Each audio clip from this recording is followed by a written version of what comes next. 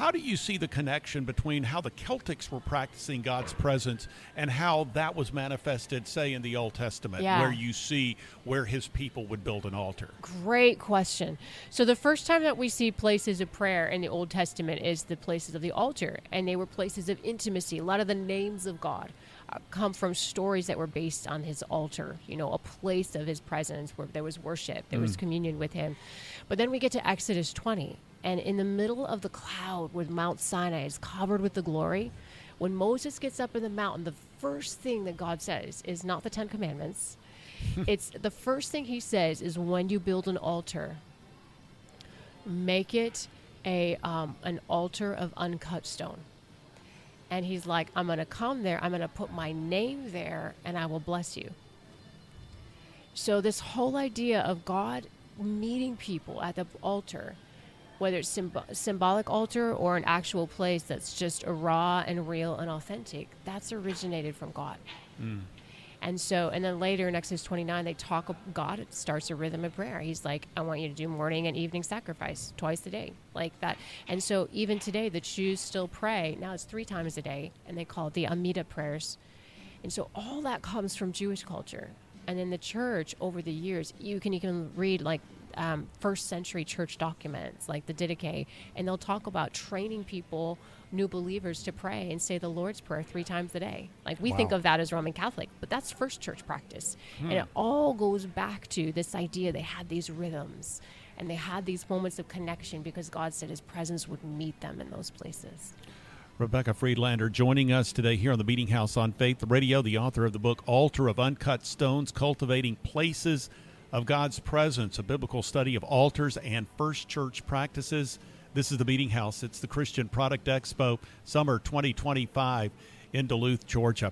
All right, that question I wasn't going to ask you earlier. Now that we've covered this historically, kind of scratching the surface, but I think that the idea comes across loud and clear.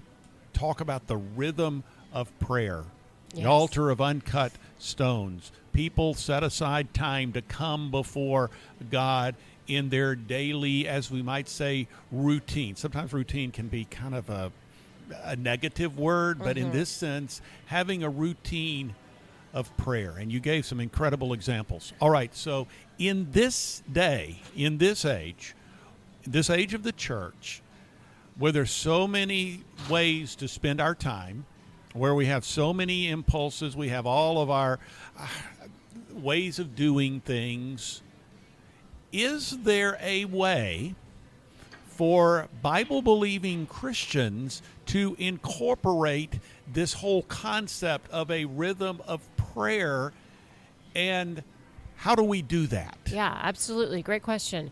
So there's 2 ways that we implement that within our groups. First of all, when we have spiritual retreats, we have a rhythm of prayer that we do. So morning and evening, everyone comes to the chapel and we go through our rhythm. And some of it is spontaneous and some of it is written down and powerful declarations that we're all saying together, or we're reading a psalm together.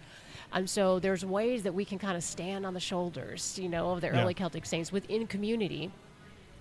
And so we practice those things when we do retreats at my place in East Texas.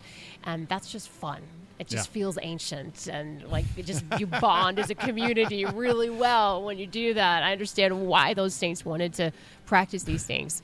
But then on a personal level as well, one thing we teach people to do, we take people through a spiritual cleanse, which is a whole nother story, which is just helping them walk through, where they are in their life, personal journey with the Lord.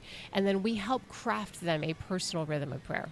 So for myself, I have certain scriptures that I declare every single morning that tie into what I need for my life in this season and what I'm asking God for, what I'm praising him for.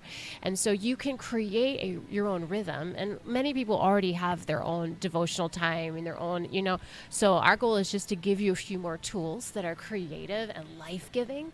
That can help you fall in love with this place of prayer and start adding and building into your spiritual journey. So there's ways that you can do it personally, and there's also ways that you can do it within community that are super relevant to today.